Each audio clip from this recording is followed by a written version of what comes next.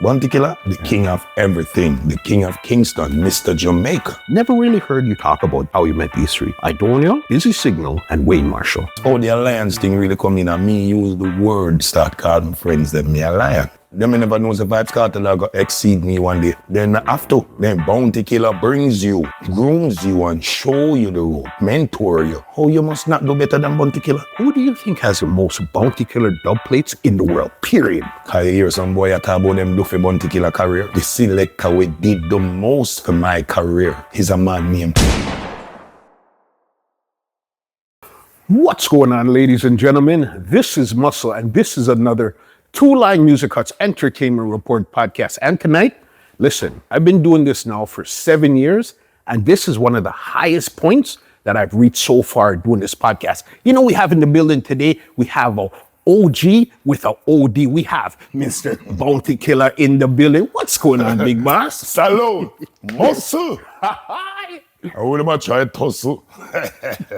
Welcome back to the city, boss, after, 20 years? Yeah, I think about 20 years. I can't even remember the last time I was here. To how long it is, Yeah. I can't exactly remember when it was. His fans and friends have to update me and say, well, it was at this venue, at that venue. The last one was Lamport Stadium with me and Shaggy in my head, but that weren't the last one. No. Because after that sample and some other people informed me that, nope. I think it might have was been at a Zone club. 1. Yes, Yeah, Zone I 1, think I at think the it club. was. Yes. When you're driving on the highway and you're driving down, how different did Toronto look? Very, extremely different. So much new infrastructure. No, Toronto has developed a lot. I'm loving it. Yeah. Awesome. And the thing with it, being away for so long, that means you're going to get the original foundation people and two generations Young after. generation. That's half of my whole fan base. Yeah. Because when we was just coming into Canada, dancehall wasn't even so powerful at that time. It was mostly hip hop. It was the breaking ground. So after 20 years to come back now and see all like 6, 7, 8 dancehall concerts for the year, mostly outdoors and all those things. It was just Caribana time alone. We get like Where you get so many dancehall things. and reggae and thing, and then some like in the club or some like a spot. But no, it's out in the open arenas, stadiums. Well, I think it's Fairgrounds. like this worldwide. Right now, It's a it looks worldwide like it's a surgeon. So true. Yeah. Yeah, man, I've watched dancehall evolve. Yeah, it's a global culture now. It's tapped into every culture. As when you go to the dancehall in Jamaica now, you don't even know who is Jamaican because everybody moves like Jamaican, despite they don't look like Jamaican, but you can see the culture in them. Yeah. So I'm happy about it. It's a big vibe. You remember your first time coming to Toronto? Okay, let me jog your memory a bit. I don't. I think it was with King Jammies you came the first Yes, time. Dennis Brown and King Jammies, Yes, I and think. Colin Roach. Colin Roach, yeah. Concert hall. Concert hall, that was the first one. I don't remember the venue, but I did remember the occasion. King Jammy first brought me here for cheer. Yeah. I have that flyer So still. we were staying in Mississauga. You'll get it. I want to take it back a bit before we even Yeah. go forward. I know originally you were selling, when your hustle was figurines. Yeah, that At was first. one of my hustle. What made you decide to sell figurine out of everything you could have picked up and decide to sell a hustle? Why figurine? Well, it wasn't really my decision. It was just really a family hustle. My brother, Bali, Yeah. he was really the one who entered into the figurine business. And then I was the younger brother watching him. And I see where it was really successful for him. So we decided, okay, we join in the whole family. Even my mother used to make good figurine too. And I remember you said at one point in an interview she used to make paper bags. She did Yeah, like yeah. 5 different Way things. before figurine, her hustle was paper bag, sponge, plate sponge, pillar, case, and wrapping mattress and all those things, because I never even know that people can wrap over mattresses. My mother Yeah. saw do that. She used to do a little dressmaking and all those things. So she's a little jack of all trades. She's smart. Yeah, definitely. So when you're selling these figurines here now, were you dreaming of being a musician or you had another ambition in mind? What was your real ambition where you said, this is where I see myself? Well, music takes me over before I even try to make a decision about ambition, because I started music from I was about 12, 13 years old. Just fascinated by the music. My father used to have a little sound system in the yard, not sound system who got booked or played out. But Jamaica was a place where everybody have something like a stereo. And some people love music so much they turn it into a little system where they get bigger speakers and all that. So my father used to just play music in the yard, mostly LPs. Just put it on and smoking in chalwa and the music I play, and sometimes the record would finish and him do something and him can't get for reach on time, and then he get the opportunity to go touch it and turn it over now like a little selector, and it fascinates me. And then him go put microphone on it and all them thing. And when you touch on something in the reverb, it goes those little sounds used to fascinate me as a child. It sounds like something out of space. And when you hold the mic and the echo chamber up on your voice, I used to like it. It's something that draws me in. So I'm always playing with the music, and Chim always I played the whole heap of Dennis Brown and the Heptones and the John Holt and the Ken Booth and Alton Ellis. He was the most vocalist, because them time they're not DJ and I'm about yet. It was really one of the first DJ song here, a big youth. You say, hit the road, Jack. Went downtown to buy a burger food. The price of the food me have to go like me. Me say your judgment time. Oh, I think that was the first DJ song I got fascinated with. And to what it's saying, a judgment time. And I think another one named 2 Sevens Clash or something like that. Those were the first DJ songs that I started here, and then the U-Roy. We in the town tell the people. All those DJ songs start to come in now. And then in the 80s, he start of the Brigadier and the Yellow Man, then man, Josie Wales and all those men. And then he used to have the ranking, Trevor them, ranking Show them. And so my father started to play all these music, and it just fascinates me, and I start to sing over the lyrics them. Because them time he recite every song. Cause he just want to learn the words of the music, so he used to recite every song. So that's when we really get captivated by music. And then me have a virgin named Blacka Welch and Johnny Marshall. There was 2 sound called Studio Mix. Them time the Studio Mix around the place that was before King Jammy's song. Daddy Mix? Yes, Studio Mix was the first big sound start to come to Callaloo Bed. And then you used to have John Wayne, who comes from Callaloo Bed, that's Penny Harry, bigger brother, Miss Titi's son. And Miss Titi's and my mother are 2 second cousins, so John Wayne was like a family. So to see John Wayne now in a big chain and I mash up the place, that give you more confidence to know that my cousin is a part of this culture or whatever at the time, So we used to just go at the dance them from early. And then them say, all for free, and everybody have to come out. And you have to go outside as a little boy, and then now we used to screech in, go pick up buckle. When the promoter book we, so buckle we a pick up. So you're not feeling there, but him kind of appreciate you picking up the buckle like you work with him, Well, you're picking the bottle, but you're really listening to the music. Yes, you are recording and you are captivating all the things that are happening, because that's really your interest. So that's how we start get exposed to music, and we are self-figure, and we used to go at one place, go run joke. Cause them kind of drama, we used to do drama in at school, so we used to love drama. So we have make up drama against each other, and me used to name Matlap, me chatted bad. And me have a thing me no lose no point. Me have to find something to say. So them call me Matlap, me solve every case.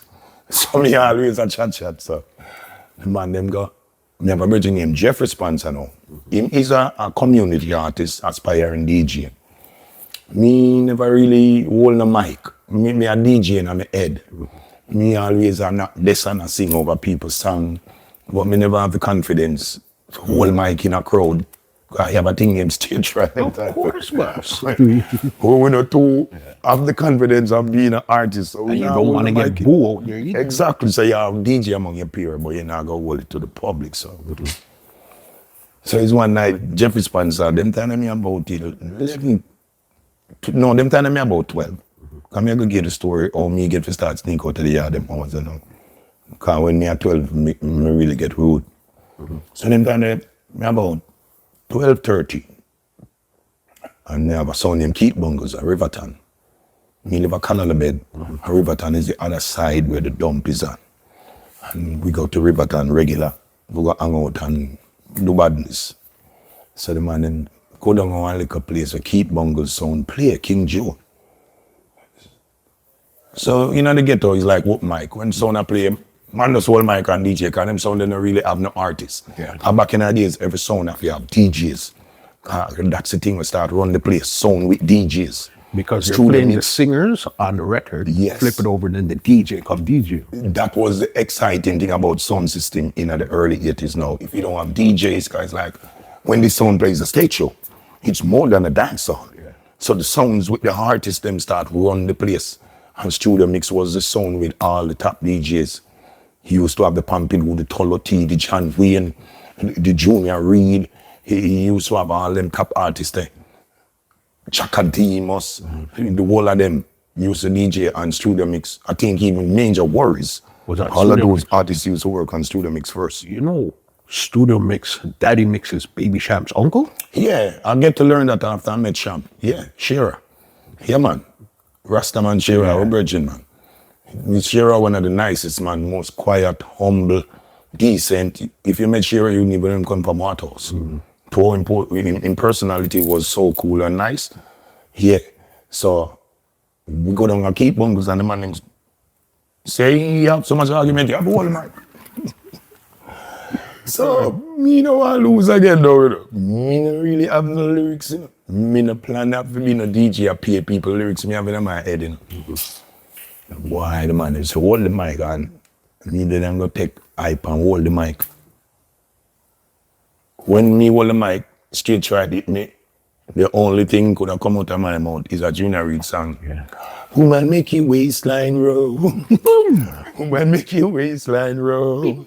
Put one on in the air like a TV pole. And then now Junior Reid are the singer in the community for Studio Wow, Mix now. So everybody loved Junior Reid. So that was a popular song in the community at the time. So me get a little forward. So me now have the more lyrics. Me got the mic, stage fright and cut. So me have to go home go practice now. Cause me like the vibes. And me get a nice little response and that wasn't even my song. And then everybody have it like, he's an upcoming artist now. So me go practice and start build like a one show name. When I was a youth, I lived down the gully. I used to be a rapper and some could have seen my body. Enough girl pass and laugh off of me. Enough man pass and criticize me. But your best friend could have be your girl singing. And me grow up and them time when you have 8 bars, it's like a whole song. Yeah. You can't sing in 8 bars and bust the place and just know say you're artist now. We didn't have to have a punchline. Because that was just the days of rhyming. If you look like you can rhyme, you're an artist. For at least a minute to 2 minutes and you're all right. Just 30 seconds a rhyme. Remember Ninja Man at a 4 and 3 and 2 line in using. Just get straight to the punchline. Just straight bust to the the place. Punchline, get to the point. That was how it did. That's why Ninja run the 80s. Is when it come to the 90s when Buju start go 16 bars and come back to chorus and then 16 bars again. The structure change. Book and start catch verse now, cause them verse is a whole lesson. Yeah, so that's how I started out messing with the music. And I never really believed I was an artist because I started to figure everything and leave the music after a while. Yeah. It was when I leave Riverton and moved to Seaview, where the Shabba Rankin, the Super Cat and the Wayne Smith and real reputable artists are now, and you start to see the real superstar life. Outside of just John Wayne, which is your family. Yeah. Now you see the real Big thing. Man. Yeah, and then Shabba gets signed to Epic now and everything changed. You know That's what's the real mega star thing started now. It's Steely and Clevie and Specialist and Banky and Deli Dread and all type of Patra, Cabra, all them see you become a big star hub. Also, everybody was passing through CV. Yeah, come here, no Shabba ranking him, I go pull in everybody from him. Just see you, everybody want to see him come down and mother down and Miss Christie. So whosoever want to find him, we have to go Miss Christie. Yeah. So we get the opportunity to see all these people and these things now start build up the courage and the energy and we start to think, so yeah, I want that life, yeah. I want all this glory. You pushed out. Okay, I know originally the name was Bounty Hunter, then changed to Bounty Killer. But even your tagline, people dead, how did you even come up with that? And even to say it the way you said it, where did that come from? Where did that come from? Well, you know, say, people dead is a speech came from one of my friends named Daffy Dog. Man, I say, yo, dog, that carry the wicked people dead. Yo, the girl, let's start she hot people dead. Yo, the carry the girl, the ring, that everything, people dead. That a feel thing, like when the man say, yo, the house get wicked. That man say, yo, the house the people dead. And then me start DJing no one.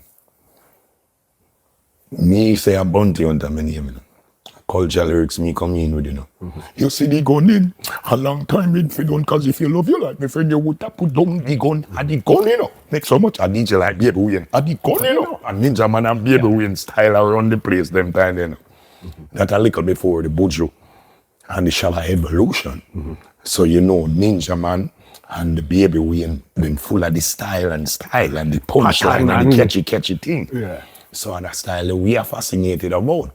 So me and DJ cultural lyrics as Bounty Hunter, cause a culture we learned from DJ from. There wasn't no Ninja Man and no Mad Cobra and no Cutty Ranks, and in the early 80s, late 70s when we had learned about dancehall, it was first the Brigadier them and Charlie Chaplin and Joseph Wheel and Yellow Man. DJ and Stereograph Peter Mitchell and those people, yeah. So I was Bounty Hunter until I start to go to studio now. Cause it's done, they might encourage me about going into studio. I was a Sizzla community youth. So me don't know if nobody I use the name or me just choose the name from the movie character. Cause the Bounty Hunter is a man who find every boy and put them to where them belong. So me say me a Bounty Hunter and then we got a studio now out of Arrows. And me go back and need a Bounty Hunter, a Rasta man. And then me get to find out say him start recording song and him have song released under the name Bounty Hunter. But me never know of him. And I guess he never know of me either. So him saw me, you know, but he never approached me in a positive way. I said, dog, you know, the two of we are use the same name and it have cause some confusion if we start to record under the same name and release music. So I think when I would have to change the spelling, I when I would have to change the name. He never approached it like that. He approached me like, hey boy, you have a name, man. Like it about the bird paper. Come here, so get that boys that come talk about fame name. Now I'm a movie character name, sir. You choose the name and me choose the name and we never know each other. It's not like we come from close approximate, so we have ideas, so we are use the same name. Cause look how much we can't call myself or nobody. And it does make a difference at the lyrics and the content. So him approach it on a negative thing, but true, him a bigger man than me. I guess that's why him a go answer too. And him don't know me. And him affiliate down a Chancery Lane and some Spanglers thing and Ray, but him don't know nothing about me them time there. So him approach it with a negative vibes and me they are dead for younger and stuff for them time that this boy I come fight over name. Yeah. I really me want to fight over and success. That name. So me just decide, you know what? Me I gonna change my name to Bounty Killer. So that was to kill the hunter. Yeah, that was to kill everything. Because since me they are hunt and not find nothing, you know I kill me if I kill somebody and take with some. Yeah. So that caused me to change my name to Bounty Killer. Because I decided, you know what? The name is not mine and it's not yours. I'm not going to change the name fully. I'm gonna alter the name and make it known that this is a different bounty. You can have the Bounty Thriller, the Bounty Filler, the Bounty Killer, the Bounty Hunter, me and the Bounty Killer. And from that day, I said Bounty Killer, me no see him back in the music. Cause the gear when me shift and draw, all him disappear. Yeah. And him never come argue about no bounty again. And the Bounty Hunter never take him anywhere. So that's how the name Bounty Killer came about. And that's why I know me have to find the intro and the slang of people dead, we don't have mercy.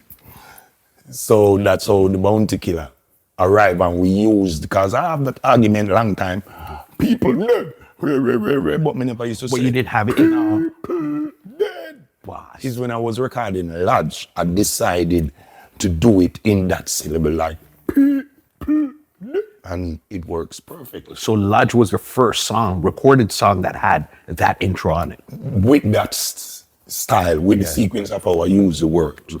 But I used to say people dead, like naturally, but it wouldn't have the same. But it wasn't exaggerated. Because Like, if you just say people dead, it no. When you say people, it's a total different effect. Yeah.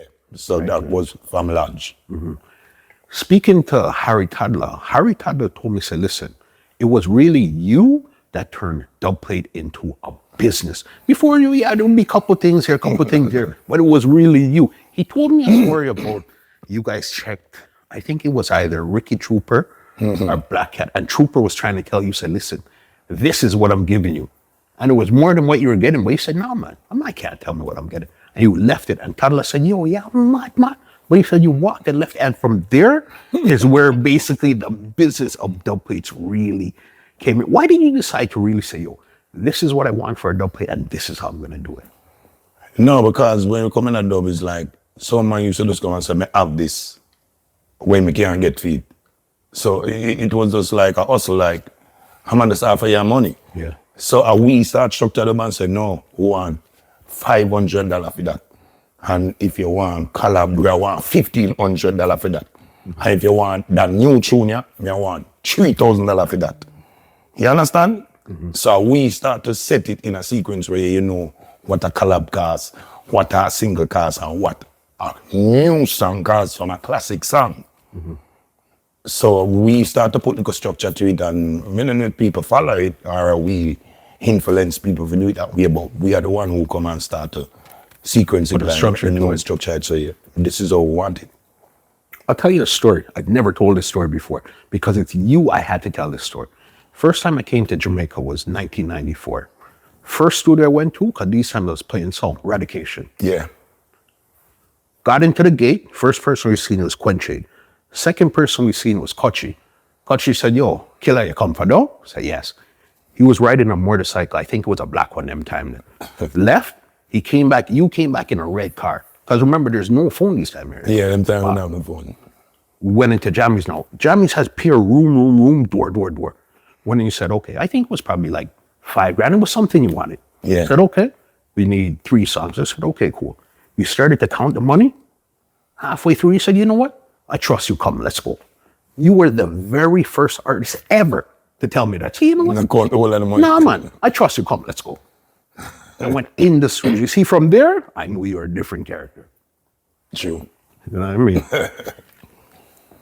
Because even then, it was supposed to be 3 songs, but then you gave Kochi and Dulas a song too. So then that's how we ended up with the 4. Okay. You know what I mean? Yeah, because we always try to do that, you know. When we get any little job like dub job, we always say you have to make one with Kochi or do a collab with Boom or that's how we always network our crew. That's why the whole our bus, I'm a bus 93, and by 96, the whole crew bus. Because it was something where we intended to, all of us have to get out. None of us now leave on a jammies without a reputable career. And God help we, and we will find we are out, and all of us was at stardom.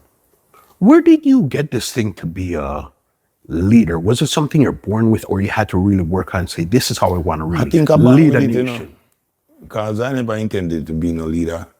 I was just one who look out for my brothers, so I started to look like the big brother. Because I'm doing everything to make everybody get a part of what's going on, you know, so that's how I end up as the leader, because I'm doing for me and everybody. But I never intended to be no leader. We never had no leader. The whole of us was on the same path looking for success. And then I get the break and I decide, and I left the door closed, you know. Everybody have to get in. Because that's what even caused me to left Jammies when I made the Priceless label. Yes, And you're put out wasting the Valley everybody. of Debt. Jazzwad. Yeah, so it was me starting to produce, cause a little conflict with me and Uncle T, and they made me have to take off my tape. And that was very embarrassing to me, and I feel disrespected, because I was the one who, at the forefront, on the label at that time, pushing everything and bringing in everybody. And then I went to, well, not Penthouse, to Mixing Lab. That's how we and Sly and Robbie get to link up now, and the poor people fed up rise, and the girl them a ride me nature and scare them. How many girls do we get ready? Many. So everything happened for a good purpose, because that's how scare them bust in faster. Because them go get the real production now from Sly and Robbie. And Bounty Killer career was evolving in 1996. The same year I was making my Experience album. So it was just a perfect timing. 1996 was a tremendous year in my career. And it's the same year Scare Them burst. 96. Yeah. That was the exact same year I came into business as a professional. So it's 29 years now. You understand? Yeah. Next year we'll make it 30. It's going to bounce around a bit, because I've always heard you talk about how you met Mulatto, how you met Vybz Kartel. Never really heard you talk about these three, how you met these three. Aidonia, Busy Signal, and Wayne Marshall. Well, I met Wayne Marshall at King Jammy's studio. Through Baby G, because Wayne Marshall and King Jammy's, they live next door in the same community. So Wayne was a friend of Baby G and Chris and Jam 2 and all of Jammy's kids. So he used to follow them come to the studio. So I just met him as Trev brethren, Trev Baby G. Yeah. So I met Aidonia through Vybz Kartel. Oh, it was two Cartel. Yeah, I never know of Aidonia through Kartel, but speaking to Aidonia, his Vybz Kartel formally introduced us. I know of Aidonia as a young artist emerging on the scene, but I never know him personally. So it was Vybz Kartel who formally introduced us. And Busy Signal. And Busy Signal, now I met Busy in Connecticut. Busy used to be a hype man who used to be on the sound system. His name was Hype Up. Yeah. Yes, man. Yeah, so Busy was a big Bounty fan for a long time, and every time I come to Connecticut, Busy always up on the scene, and we always link up and we always in a party, and those were the vibes until he get deported to Jamaica now. And then he decided he might go do music full time. So we was already a party and a brethren from before him reach Jamaica. So when he reach Jamaica now, him a party with Renaissance and Jazzy T them, which is another associate of ours, so you don't know. We and him always had the studio, and when him go find the step out now, we say you have to go step out, you know. A road thing now, you know. Ray, you know. So me and Baby Sham did always at the road and Blink Dog them, so him always see that style, you know, and him like the vibes there. Cause we always do street party, you know, and go sing all about for free. Artists nowadays don't do that. You understand? You guys were established as big artists sometimes. Big artists, and we just go place anytime we have new song to sing, we just go down and some like a pan and a place and tear down place and sing with two new songs. That's how the song used to get out even faster.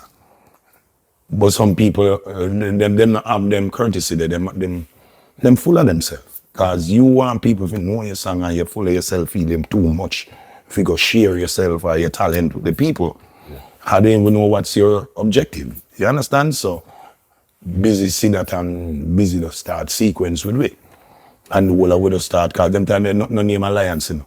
At that time there yet. We never farm no name alliance. We never get up farm alliance. So we are going to have a cool name alliance. No.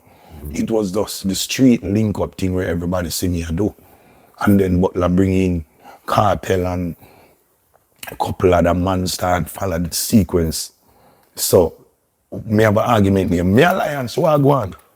That's how the alliance thing really come in, and me use the word start calling friends them me alliance. Yeah.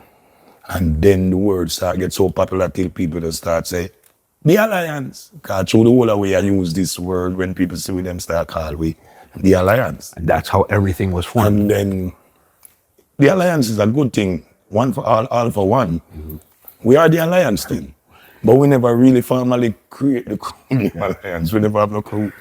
We just sit up and we say we are the alliance link. And the people then say, we are the alliance crew. You see the trick with Alliance? Alliance was almost too big where it had to fall apart. Yeah, Somewhere. There was this way assemble. too many big names in one. Collision would have a go on, yeah. Yeah, you have so much bullet in one pen. Some bucking and go on. I remember when you guys went to like fully, any stage where you guys went to, it didn't make sense for anybody to try to come. Yeah, it was like a full concert anyway Alliance perform. And then we have Allegiance of the Alliance again. Them time that the Sasqua go come, the Spraga go come, in the round, then the Ghost, the General B, the Barky, they just name them out. Even it come up to our Sizzla, whole heap, we have Rasta in the Allegiance, whole heap of thing. So it was just a big merge of energy when we go up on the stage. One rhythm is a whole show. Because when you put on the superstar rhythm or you put on the anger management. just put on a rhythm. When we go up on stage, one rhythm, one whole concert. Yeah. And nobody no board. You never see that yet. One rhythm and a whole performance go on and nobody no think say. You know, it was monotonous or it was boring because the amount of thing where happen on the one rhythm and the different styles and the appearance and energy, it was off the chain. It was a big Some one. people that just book Alliance, you know, because them know so when Alliance pass, you have the allegiance of them again. So Yeah. it was something like that. That's why people used to think the Alliance that try to take over the business or block out anybody. Because like if you wasn't allegiance with the Alliance, you know, make sense. But it was not intent of trying to divide no business. It was just we and the energy where we carry. A lot of people want to be a part of it. And then some feel like them get left out. It was just one of those things there because even you brought up Sizzla. Did you and Sizzla kind of catch up because of the song we did on Can't Believe My Eyes on the Brocco? Yeah, I think it was that. Yeah, the line was like, "Can't believe Sir Rastaman a ton festival." What made you even say that line in the first place for even Sizzla to get offended for you? No, because it's simply something that's happening. It was something that I've seen from then. Look at Rastas now. Big respect to all of my real Rasta brother and the one who hold the faith on the culture for the real purpose. But yeah, a lot of dreads today are rascals. Are some real ones that we think should be holding up the vow and doing the right thing. You understand? And then 20 years ago, the faith of the Rastas was more provoking in people's face and stand up for the thing them. Nowadays, some of the Rastas them I don't even know what them stand for again. You understand? Them not exalt themselves and be proud and be who they used to be. So we saw that from in the 90s. We say it. Because we was saying that for Rasta to be more bold and to stand up for the real reason and purpose of the faith and don't give in to Babylon. So it wasn't no disrespect, it was just an unbelievable thing when you see that, or you mean, I can't believe. So when you're saying that, that means you know Rasta supposed to be Firm. hopeful, yeah. So it wasn't saying in a case of disrespect, but you know, you can't take it one way, you can't take it the other. So I guess he took it the other way at first. But the reason why we could reconcile and become one again is because he realized that Killer said really didn't make sense in when it really sound away at first. But where it really came to a real head was Champion in Action 2000, where he was on, you were about to come on, but Junior Reid kind of tried to stop the vibes there. No, it was really me on stage, and I invited Junior Reid to come sing a few songs, and then Sizzla and his friend bombarded the stage as well. And they was like taking over my show. And them time the vibes never up on the right side, you know? So it's like my head kind of chip away. And I overreact still. You understand? And them time they know Sizzla start sing some song, killer, shoot it off a pillar. And I never hear Sizzla sing them something before. So I say, I wonder if I need you to come up here and try Ray. But you see, just like how you were saying, take it the other way, Rasta, yeah. he's no. So it's like you guys are both seeing it a different way. Yeah. So that's why I don't see them because I never know Rasta sing about gun and badness them time they and them Rasta them, you know. So when me hear him go that line, they know me and just take it the other way and think so, oh, I mean them come up here through what band. So that's what did happen, but man and we grow and we have sense and we just know how to live better. For sure. Music and music and life are life. Yeah. One place where I would say a lot of magic was created was Madhouse, dealing with Dave Kelly. Yeah, man. What was it like? What was a day like going into Madhouse and actually recording something over there? It's a normal day, you know. Dave is a man, he's a genius. He figure out everything we're going to do before him going to the studio. Mm-hmm. It's a man to go in the studio, sit down and a search and a ponder. Dave's a man who sit down and plan out a whole juggling weeks before. He know what Kill have to say, he know what Sham have to say, he know what Sprag have to say, he know what Fritz have to say, he know what Wayne One have to say. Everything done architecturally, work out in our head. So when we go in the studio, and him like everybody in the studio at once, everybody have their own moment. Mm-hmm. When I Bounty, when I Sham, me and Sham always have a chemistry, we always in the studio together. Mm-hmm. And when me and Sham and Dave link up together, it's like a trinity. It's another level. Yeah, but it's just a normal day. Dave is just a man, he know exactly what he want. And he know how he want it. And it have to come out exactly how he want it. Mm-hmm. If you do it 20,000 million times, you have to go do it, or it's not going to be done. Yeah. Because he not take no alternative. He want what he want out of vision in his mind, he wants to hear what he heard. There was another one. Online, everybody says the biggest forward was you, when you did Can't Believe, was it Can't Believe? No, Look Into My Eyes, 1999, Fully Loaded. Okay. But you see, before that though, it's like you're preaching peace and love. It's like you had when it comes to speeches, you're one of the wickedest artists when it comes to giving a speech on the stage. Yeah, peace and love and all of those things. But hold on now, this is, you're talking all this nice stuff. Then I don't know what you and Gringo had. You've seen Gringo pop up on stage and it's like your entire mood just changed. Like, yo, take him off the stage before I kill him. But you're just talking all this nice stuff. Yeah. You know what I mean? What changed your mood so instantly that night there where you got the biggest forward for Look Into My Eyes? I was angry at Gringo previously. So it's not when him just come up on the stage, and I come him just come up on the stage, I don't want to see him. Mm-hmm. Cause I know, them time you know, he's a Gringo, you know him from Waterhouse. Way before him apart with no Beenie. Mm-hmm. Right across from Jammies, him live over one little house. And he used to come practice runway, and we and him hang out at the studio. As Killer Boss, him start counteract our song them. So him go run up your cellular bill, re. Yes. So my song first, him counteract. Mm-hmm. Then Sham go get him like a song. Mm-hmm. No money now, me come on a sofa. Anyway, the money there, no man I go for. So I just say Sham when him counteract. Me know him have counteraction for my one, and him have for Sham, and him have for Beenie. All the way where him come hang out around at the studio and we and him a friend. Mm-hmm. So me not like him, me have him like him is a snake. So me there at the show, him go up on this stage, go this Sham, go sing the song. And he get one. And where the money is for, he's gonna go for it. Boy, bat him and I go Ray, and this and that and this up Sham. Come off, him no sing the cellular, cause him know me there. Mm-hmm.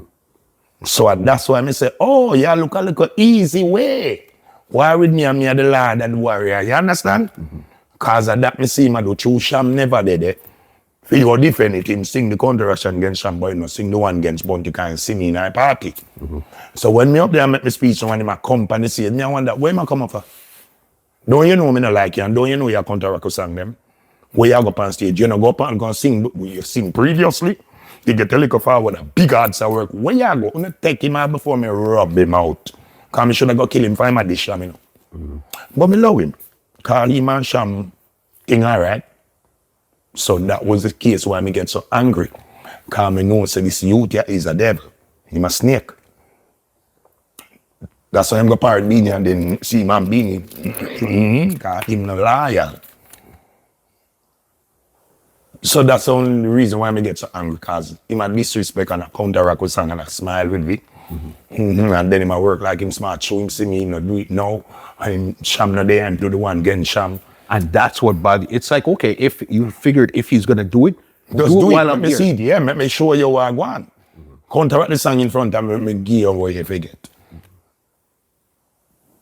So that's what happened with me and Gringo. But Gringo are good youth, but Gringo just confused.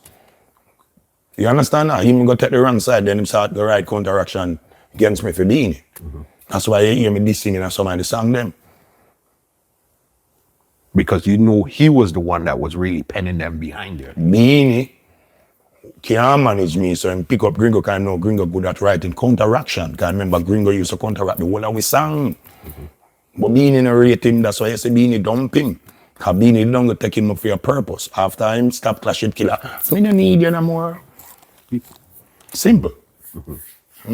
Now, man, the business is interesting, especially to see it the way how you see it. 'Cause a lot of times we're on the outside, we don't really get it that way that you really seen it. Yeah. You know what I mean? Miss Ivy, I know she passed a couple of years now. What would you say is one piece of advice that she gave you that to this day you live by this advice? Or there's things she told you or even showed you? So make your conscience be a guide. Always try to figure out what that did mean when I look at it. Till I grew up and found out it's your inner voice. Yeah, she telling me to listen to that little voice inside.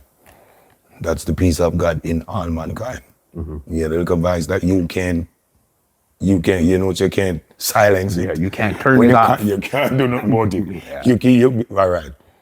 It's like your ears. You can't turn off your ear. You can refrain from listen, but you still a ear. You can't turn off your ear. You understand? Like, we can't close the eye, we can't stop a breath. You understand?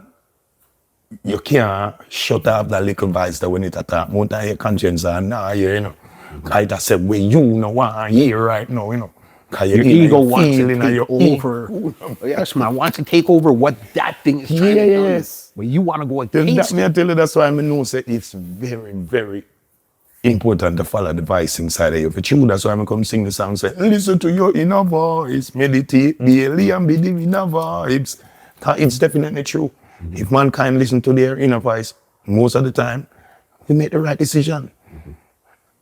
All the time you follow the inner voice, me never wrong.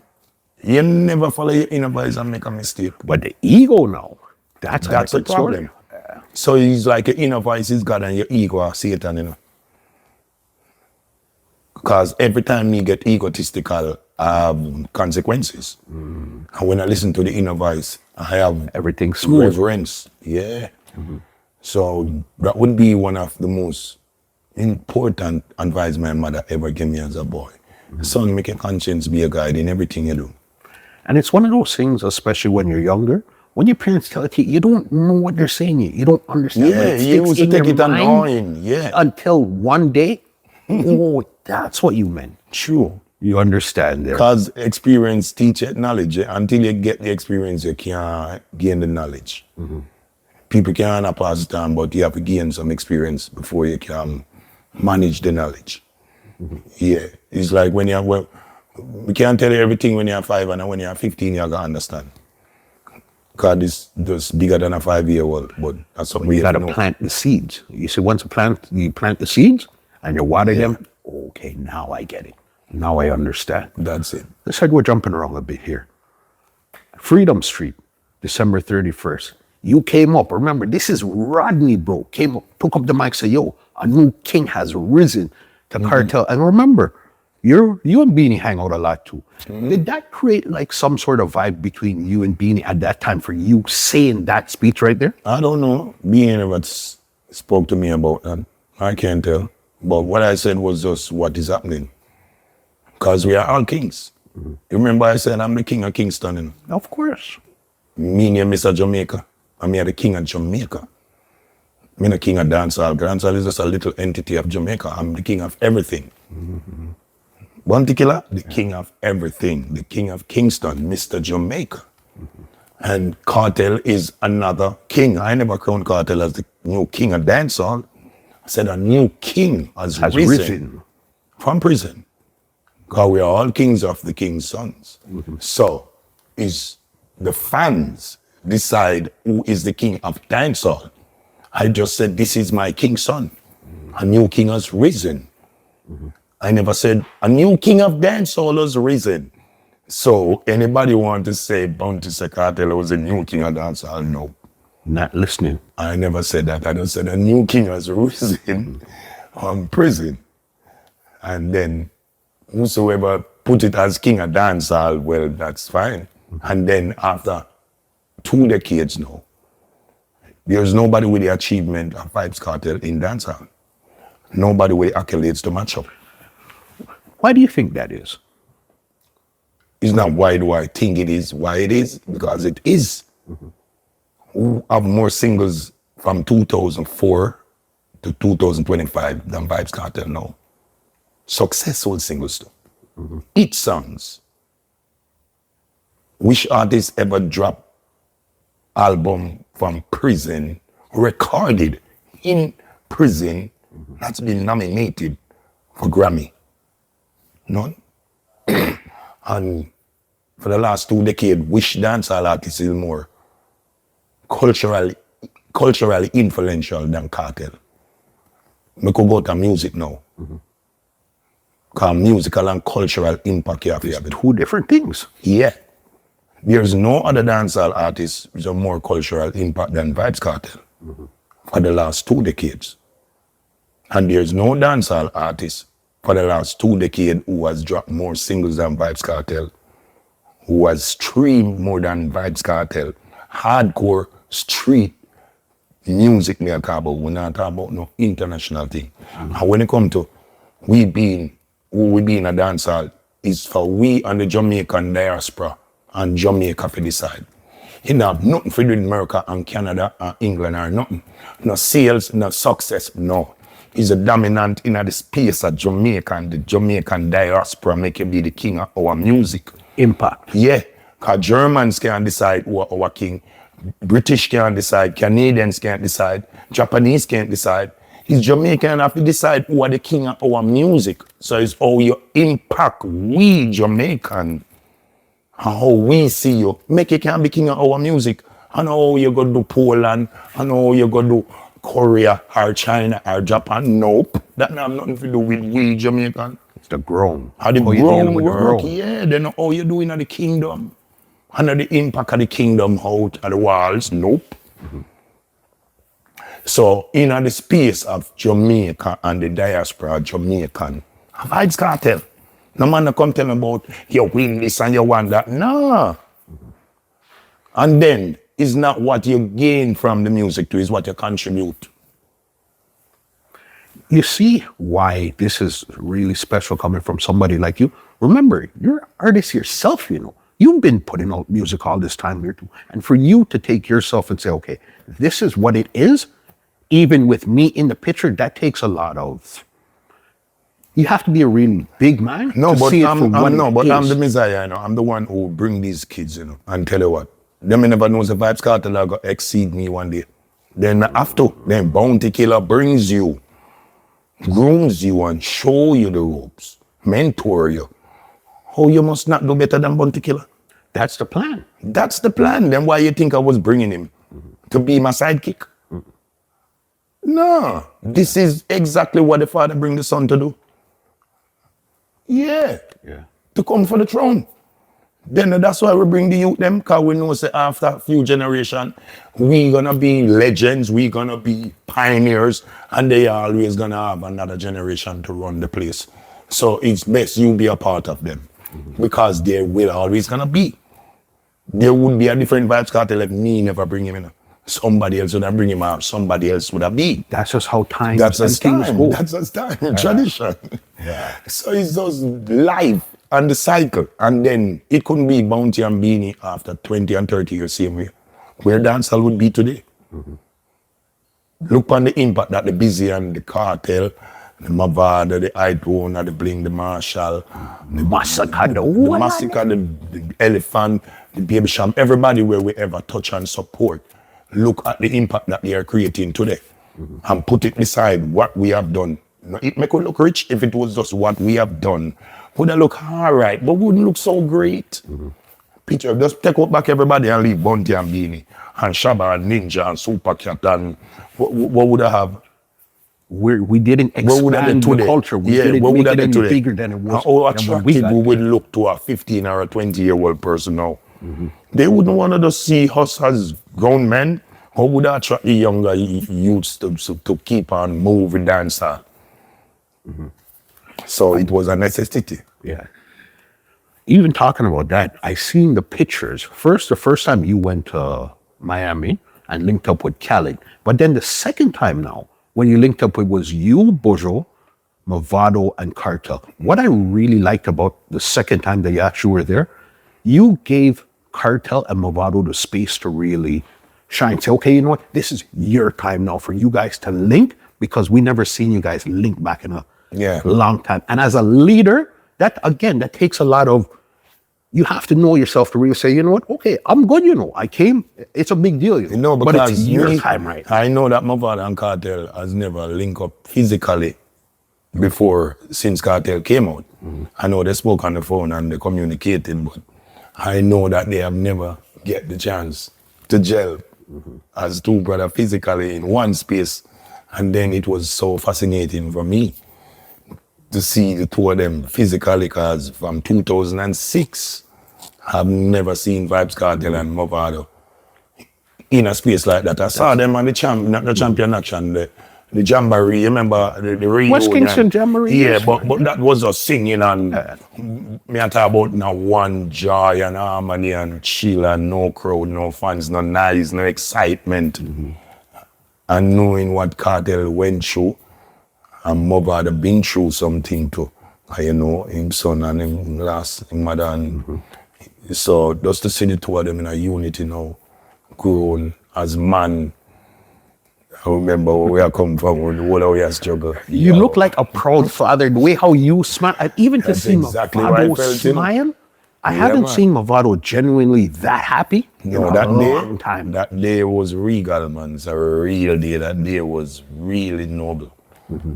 Awesome vibes. That day there, nobody no want to leave, man. Yo, that video shoot was electric. Yeah. I can't wait to really hear what you guys came up with in the studio. All four of you guys as artists and Khaled putting it together too. This is gonna be a bomb when it drops. Yeah, man, it's gonna be a bomb. Definitely, it is a bomb.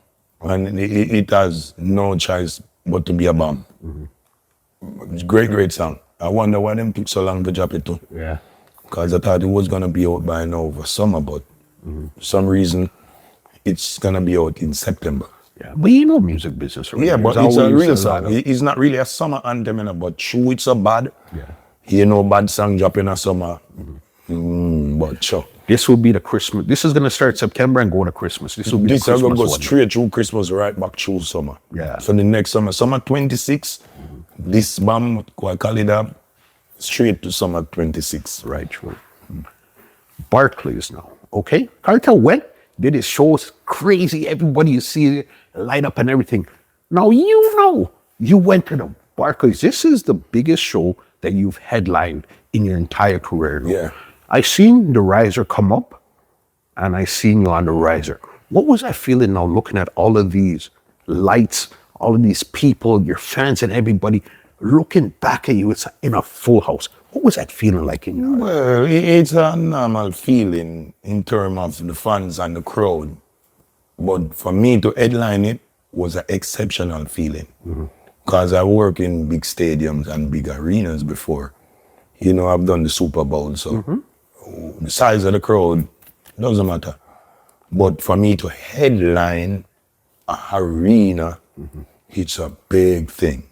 That's some real growth.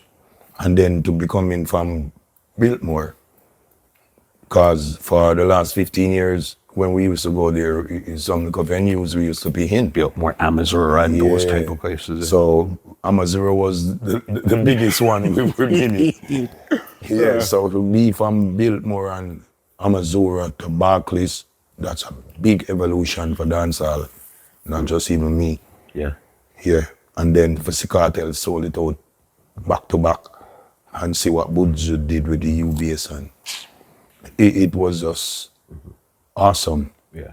And then, as them say, dancehall was like falling from the main stage internationally. So for this to be happening for dancehall 2025, it's just some great blessing and big achievement. We have to just give thanks and work harder to keep it on this level. Talking about big achievement. I know for years people were saying Killer needs a OD. Killer needs a OD. But Killer was like, what's an OD to OG? We get it. What was that like now that you got this OD? And it was you and Beenie Man that they said, okay, it was you, Beenie Man, Audrey Reed, and Admiral and Nadine Sutherland. What was that like now where your country actually gave you something, one of the highest honors you could get? And this isn't when you die and gone, when you stop doing music. To be you're still out here. What was that feeling like? That feeling was electrifying, man. Elated. That's the biggest achievement of the land, you know? Bigger than music, you know. Because it's not just music, you overall, you know, because it have a lot to do with your personality and your character. It's just a contribution to the country overall.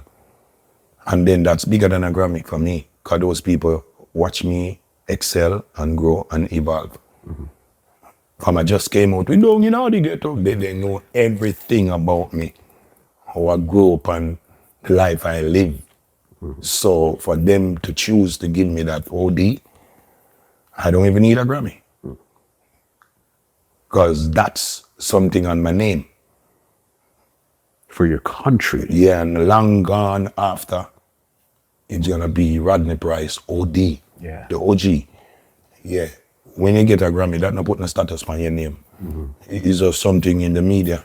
That's more almost selfish, like I won the Grammy. But when your country looks at you and say, hey, you get the OD, that's a totally different thing. My country said, me, it's my turn now.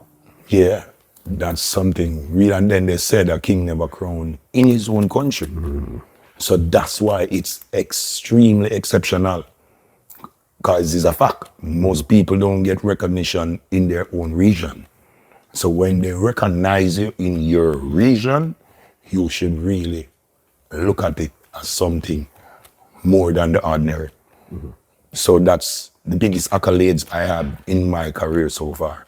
I have MTV, Moon Man, I have Grammy certificate and all that, but my OD, that's the biggest thing, OG. The OG with the OD. Yeah. You understand? No, great feeling. Killer, you've been doing this now for 33 years, non-stop firing. When would you say has been the highest point in your career so far? And when would you say has been the lowest point in your career thus far throughout your entire 33 years? Well, the highest point of my career, I think, was when I did that collaboration with No Doubt. Yeah, when I went to the Super Bowl. Yeah. I would say that's the highest point of my career. Visibility-wise. At that time. And the lowest point was when I lost the visa. Yeah, because after losing the visa, everything went downhill. It was just God and faith, you know? I don't even know how I do it. Yeah. But I did it. Because it seems like you and Kartel almost went through the same thing, but it was two opposite ways. Kartel was locked was in, barred. and you were locked out. Yeah, so I was barred and he was behind bars. Yeah. One was barred and one was behind bars. Killer. Listen, your rhyme scheme, how you come up with it's just always interesting. But we're sitting inside of a secret location in Canada right now where it's 20 years since we've seen you, all right?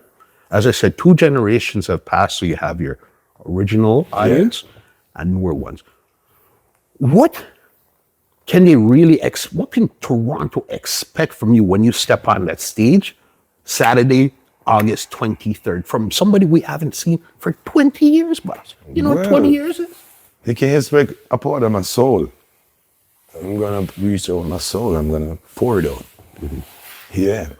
All this absence and all the nonsense. All my adversities and my trials. It's just music, me express it, you know? So I'm just gonna pour out all my hurt and all my absence of time from your, you know, the music. I'm just gonna put out the bounty kill upon them and give them what they want. You know what they want from the killer. You know what they want. That fire. Yeah. Musical bullets.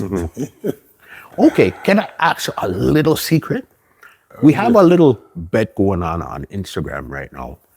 as in, what is the first song Bounty Killer is going to come out to?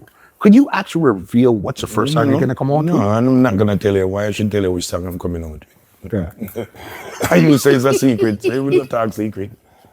Yeah, but I don't even know which song I'm coming out with. I don't even make a set list as yet. Okay. It's 2 generations I have to go tend to that I don't know nothing about. Yeah. So that's going to be something you got to really take your time and carefully work out. Me and Shama talk on the phone today. Same thing, me tell him I don't even have a set list as yet. Yeah. But it's gonna be interesting. It have to be a classic song. You can't come out with a current song, as I say, a 2 generation don't even know you. So you have to take them back from then, now, and give them a little piece of the future, I guess. So it definitely gotta have to be a classical performance. Because the original fans haven't seen you for so long, and the new fans them want to know who you and what you are about. What are you up to? Yeah, so it's a classical performance, but I'm not sure when I start with it. Okay, so it's even a But it's a secret to you 90s too. song. Huh? So it's a secret to you too. It's a Yeah, secret it's a to secret, everyone. then that me don't even know yet. It's a secret to me myself, because I'm not plan to set yet. Yeah. Well, I could almost guarantee this is one of the few times that you're going to get to perform slow motion with all 3 of you guys, with you, Sham, and Dexter Daps live. I think it was Jamaica. Yeah. You might have done it 1 or 2 other places, but this is the first time in North America where all 3 we of you done guys it, on the stage. twice in Jamaica. I Dexter up concert in Kingston, and we did it one time in Chorus, Manchester. Yeah, so this is the 3rd time we're gonna perform the song, all 3 of us. Yeah, so that should be awesome. All 3 And guys this on time one is when the stage. song is classical now, because everybody knows it and everybody loves it now. We did it when the song just came out, and the girls love it from then, but now they love it even more. It soaks. It really got into them now. Yeah. So it's like you're really looking forward. I'm pretty sure you're looking forward to seeing your fans just as much as your fans are looking forward to seeing you on Saturday, August 23rd at Markham Fairground. Most definitely. Yeah. Is there any one thing in particular that you're looking forward to from your fans when you see them? That's the energy and the support. Just want to see them in their numbers, and they come with good, clean vibes, and please, we are asking for good behavior. And that's one of the problems with dancehall concerts. You see what happened in London at Sands? Disrespect to the culture. The behavioral pattern of our patron is unaccepted. The boisterous and unruly and the badness not accepted no way. You see how Chris Brown concert just went smooth? In the rain? In the rain? And everybody cooperates. Because those people love music and they love to have a great time. The people messed up the concert and then they decide to fling battle. It's not the promoter tell anybody to park on the train line and bust down fence and people come in and search and check. We can't do them something there and say we are dancehall supporter. It all look like a study culture stay. If you don't come out to have a good time, stay home. It don't make no sense. When someone love the music and not try to tear down the culture. So we are asking people then, just come out on your best behavior and conduct yourself properly.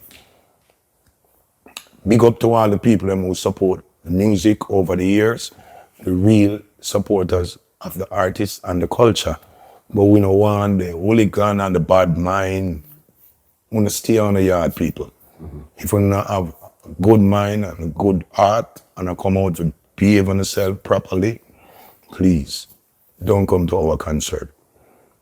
The truth, me say people dead, we don't want nobody dead. It's a slang, okay? Not a slogan. So just speak on your best behavior this Saturday. And we just want to send our condolences to the 8-year-old boy, little boy that died violently in his bed from stray bullet recently here in Toronto. And we will be making a presentation from the Bounty Foundation towards his mom. Stop the violence. Stop the killing of each other. Be together and let's reach each other. Sisters and brother. Continue. I almost feel if you weren't a music artist, you'd be either a preacher or somebody that's giving out speeches. That's in your personality somewhere in there. Yeah, the people dead, gunshot, all of that, yes. But when you go beyond that, when you look, it's like either a preacher or you're a public speaker where this is your job. Anybody's ever told you that before? Yeah, people look at me that way like a motivational speech. Yeah. As I'm always making speech of upliftment and togetherness and, motivating people. So it's a part of us. Every good person should have some good words, some good deeds, and good motivation and encouragement for others. Because it goes a long way. It's just boom dynamite. It's yo, brother, it's true the way we're going. Pankan and DJ and a clash it, man, now do nothing, It's true though, we're going to try find it and make two record and boom bang, Yeah, and just those words, boom, dynamite tell me, and I'm say, yeah, all right, let's do it. I would venture out and start God Jammies, and this is what it became. Yeah, and it's just two words from my brethren, and even Shabba did come say it, our ninja man, the top man, so, the top man tell you so. No, that's my brethren, like my brethren, the two of we two little youth, me and Dynamite are the same age. Yeah. Me never have to believe him, and me never have to think say no more than me, because me and him are the same age, so, That's a brethren. An older person can get better advice than a man of your own age, but it don't make a difference. Good words is just good words. So this is where it leads to. That's why I end up have to bring back Scare Them Crew, and that lead me to being this big mentor or leader or whatever. And just because two words of encouragement took me this far, I always find the time to give back new words of encouragement. That's why you saw that in me.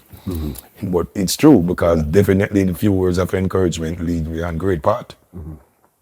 Definitely to where you are in Toronto 20 years later. Actually, 33 years later, still going strong. Doing a lot of good stuff. Yeah. Got one last for you. One last one before we get out of here. I want to call this part one, intro conversation. Yeah, true. You know what I mean? Before, because there's so much more. That's true. What? There's so much more. All right, this is a real left field. One of the part Gaki series. Respect killer, bro. That's true. This is a real different question now. I know you're dub plates. You're the dub plate king. People want the old Bounty voice, the new Bounty voice, and all that. Yo. Who do you think, if you were to sit down and think, who do you think has the most Bounty killer dub plates in the world, period? If you were to guess. But right now, I'm based on this thing. Yeah. Yeah. Based on this has the most Bounty killer.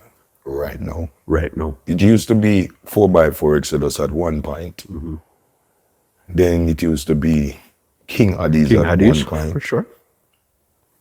Even Super D used to have 100%. All right, you know what song we have a lot of Bounty killer, most people don't know? Emperor. Is that the one that's in Washington? Yes, with Freddie Dredd. Yes, man. Just listen to Raban and Fortis. Just listen to Emperor. And you find out how much Bounty killer them have. And then him have every voice too. Because Emperor got Bounty killer from 94. So from Emperor Bounty killer before King of Dancehall. Yeah. About 95 of these are Bounty killer. So I think based on this year, Emperor have the most Bounty killer currently. Because they cutting Bounty killer up until now. And they don't cut 1 or 2 or 3 or 4. The least Bounty killer based on this year cut a 8. The least Emperor cut a 6 or 8. Them not cut 4 tunes. For 4 tunes, them are going to build it up. A 6, 8, 10, 12, so them cut Bounty. Yeah. Till this day, and like when we did At and them, that's how much, remember how much Bounty them have heard, and them still cut 10 and 12. Where do you find so much lyrics to continue to give them? No, many dubs? and those men, them don't ever listen. When them a cut Bounty, them go search. Them go in the Bounty discography and them pick out the one them when a popular. So based on this year, Emperor cut Bounty, them not cut popular ones. Most people listen based on this, if they cut or based on this, they cut. I listen, no, them not cut them so. Anytime Emperor send work, I'm go there to go back at YouTube, go listen to some song. Cause the song with them I go pick out. I recite them. Where did they find this? Them on the work. I listen. Cause I have to learn my cause on song when I never plan to sing again, you know, them just be a part of my history. No. Emperor and this. They have the most right now. Them have the Bounty Killer catalog growing. Cause some man had a catalog, but it stopped. They have the catalog that keep growing and growing, and it not gonna stop. Yeah. Because currently, we still have program to go do for Bass Odyssey. And me know say 40 Sue send program again. Yeah. Yeah, but big up to all the sound who cut Bounty Killer. Not the one with the splice. Real sound man we cut real authentic tunes. Big up on yourself. Thanks to the work and thanks to the support. It's highly appreciated. How you know, I pour out my heart when I sing my dub. And on the bass of this year, Emperor when alone me sing good. Every dub is a dub. Just like the first time I do dub for dub. Big up Sky Juice. Cause you hear some boy talk about them do for Bounty Killer career. The selector we did the most for my career is a man named Sky Juice. He was the one that busted dub for dub. Woodford Park on a Wednesday night. They were playing every Wednesday. Metro Media HQ. Me never know when him saw as a little boy. It was an engineer when named Printer. I called pre-release, because those time, every month, the sound system sent to all the top producers for pre-release. Because them time they selected about take money to play people's songs. Selected just one hot song. That's why I say Sky Juice and Rory them and Mark them and all of them man, they glamour win them. The whole of them man, they have classic career cause them bust tune. You understand? So I send Bass Odyssey, my bad. Metro Media send for them pre-release, the monthly pre-release, and Printer cut 2 dub plate with 2 on one side and 2 on one side. So it was 6 pre-release songs. And 2 empty spot I go where it now go use. Cause now go the on the side there. So we was just a little youth in my studio where they there. We go buy lunchy engineer and go call him girl and so Printer we as him little youth them, you know. So Printer say, hey, we not just do 2 songs from this. Metro Media and the studio, you know. Sky Juice and the studio. We don't know who name Sky Juice, we just hear them name. You just wild cut tune. Printer said, do 2 tune. Watch me jump up now. Metro Media, real like a beer man. We excited, come. Metro Media. You that coming like a radio station, them time there, so we excited, you know, man. So we are doing 2 best tune. So the man fling on the nanny goat. So me do the dump it up and nanny goat no one. Toddler do pop it out. Me get out the big magnum. So watch it now. We don't remember nothing about that. Can't remember on the Sky Juice say, if you do nothing in a Printer, they say, don't know upon the tunes. Yo, you know somebody go up a Woodford Park. And yes, Sky Juice play it. Man said, yo, me a Sky Juice play a song on Woodford. He said, what? I like that then. Them time enough phone now video and them sitting, you know, so you know say It's a word of mouth. a word of mouth. So it feel nice for a moment, but me never heard my ears, so nothing really go on. Me they go on battle nothing like suffering. But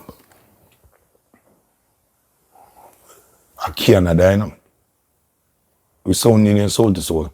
Of course, Rosa.